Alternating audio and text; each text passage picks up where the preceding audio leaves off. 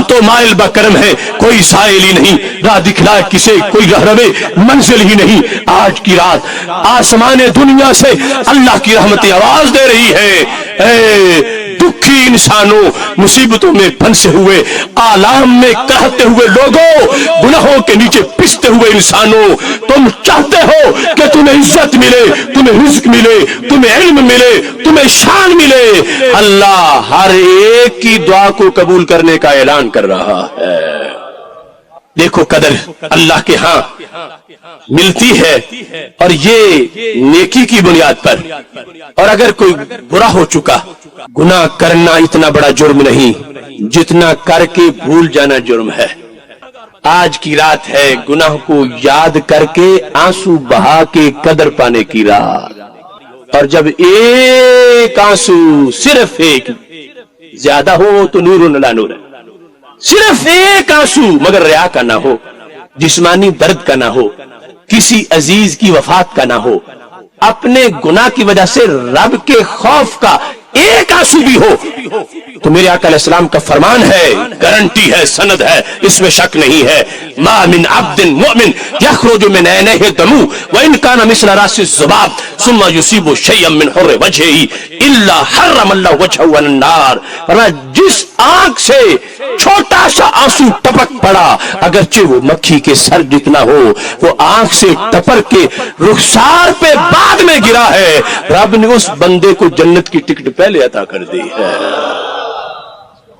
وہ قدر والی رات، ایک رات جو 1000 مہینے سے بہتر ہے، اس رات کی یہ عظمت، اس میں اترنے والی کتاب کی عظمت، اس اترنے والی کتاب کے جو اسباق ہیں ان کی عظمت، یہ ساری چیزیں ذہن میں رکھنے کے قابل ہیں۔ انسان سب سے زیادہ قدر والا تب بنتا ہے جب اس کے ذمہ کوئی گناہ نہ ہو، اور سب سے زیادہ بے قدرہ تب ہوتا ہے جب گناہ میں ڈوبا ہوا ہو۔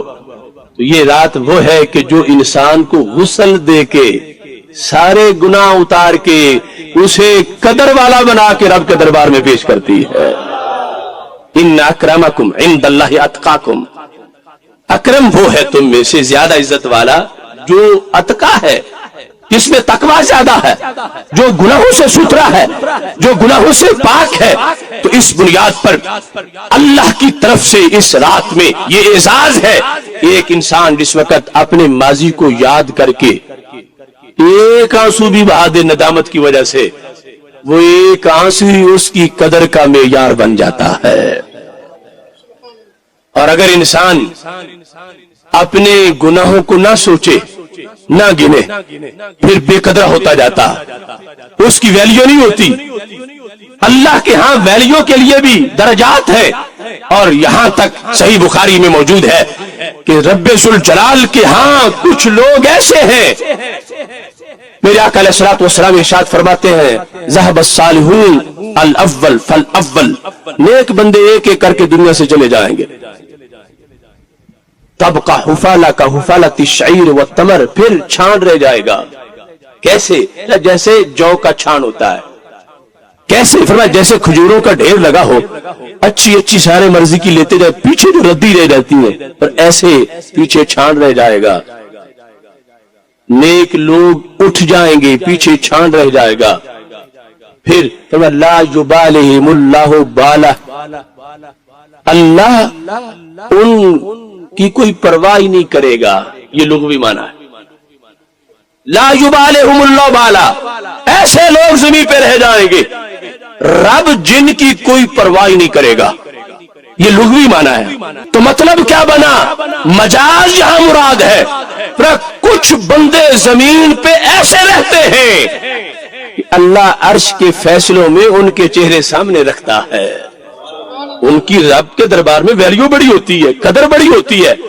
رب کہتا ہے چونکہ فلاں گلی میں وہ بھی رہتا ہے، اس کے صدقے چلو پڑوسیوں کو بھی بخش دو، چونکہ فلاں شہر میں وہ بھی ہے لہذا وہاں تو بارش ہونی چاہیے، چونکہ فلاں ملک میں وہ بھی رہتا ہے لہذا ان کے لیے اہتمام ہونا چاہیے۔ تو پتا چلا کہ اللہ کے دربار میں کچھ لوگوں کی ایسی ویلیو ہے کہ ایک بندہ کروڑوں کے بیڑے پار کر دیتا ہے۔ تو تو فرمایا اس طرح کر کے پھر سالی اٹھتے چلے جائیں گے, پیچھے چھان رہ جائے گا, اور چھان کی وجہ سے لا یبالہم اللہ بالا, ان کی کوئی پھر ویلیو نہیں ہوگی. تم پاک محبوب علیہ السلام فرماتے ہیں یہ دھیان رکھنا کہیں چھان نہ بن جانا, کہیں تم ان جو کا چھان اور کھجوروں جیسا نہ بننا. تم میری امت ایسے بنتے رہو ہر صدی کے اندر نئے نسلوں میں تقوی, پرہیزگاری, تقدس, نیکی اور حیا اور شرم اور صدق و صفا اس انداز کا ہو.